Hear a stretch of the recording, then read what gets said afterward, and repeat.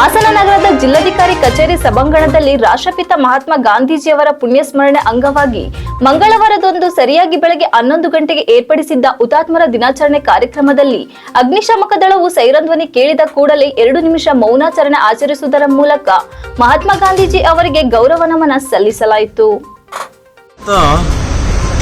ಹುತಾತ್ಮರ ದಿನಾಚರಣೆ ಅಥವಾ ಸರ್ವೋದಯ ದಿನಾಚರಣೆ ಅಂತಕ್ಕಂಥದ್ದಾಗಿ ನಾವು ಇವತ್ತು ದೇಶಾದ್ಯಂತ ಈ ಕಾರ್ಯ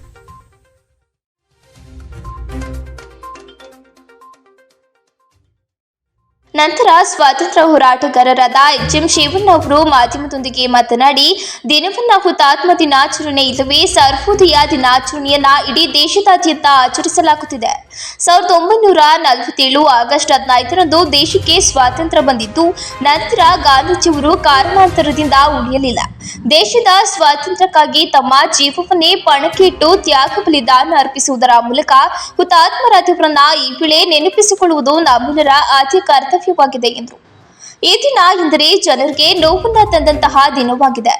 1948 ಜನವರಿ 30ರಂದು 76 ವರ್ಷಗಳ ಹಿಂದೆ ಮಹಾತ್ಮ ಗಾಂಧೀಜಿಯವರು ದೆಹಲಿ ಬಿರ್ಲಾ ಭವನದಲ್ಲಿ ಸಂಜೆ 5:30ರ ಸಮಯದಲ್ಲಿ ಪ್ರಾರ್ಥನೆಗೆ ಹೋಗುತ್ತಾ ಇದ್ರು. ಸಾವಿರಾರು ಜನ ಗಾಂಧೀಜಿಯ ಅನುಯಾಯಿಗಳು ಜನರು ಎಲ್ಲ ಪ್ರಾರ್ಥನೆಗೆ ಸಿದ್ಧವಾಗಿದ್ರು.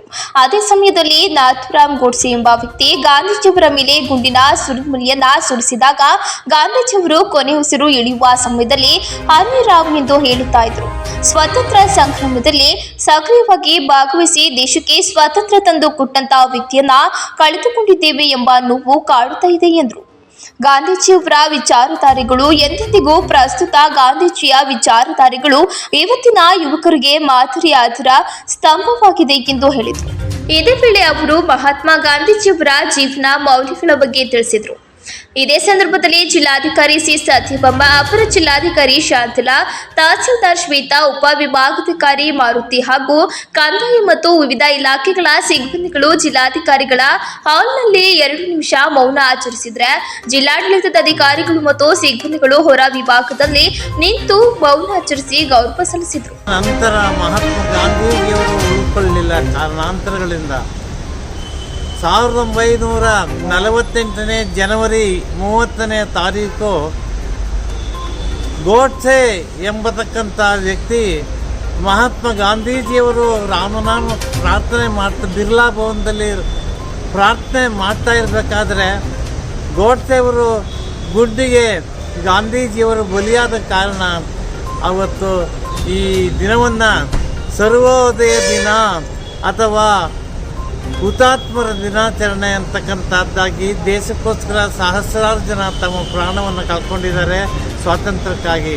ಅದರಿಂದ ಈ ದಿನ ಅವರೆಲ್ಲರಿಗೂ ನಾವು ನಮನವನ್ನು ಸಲ್ಲಿಸ್ತಕ್ಕಂಥ ದಿನವಾಗಿದೆ.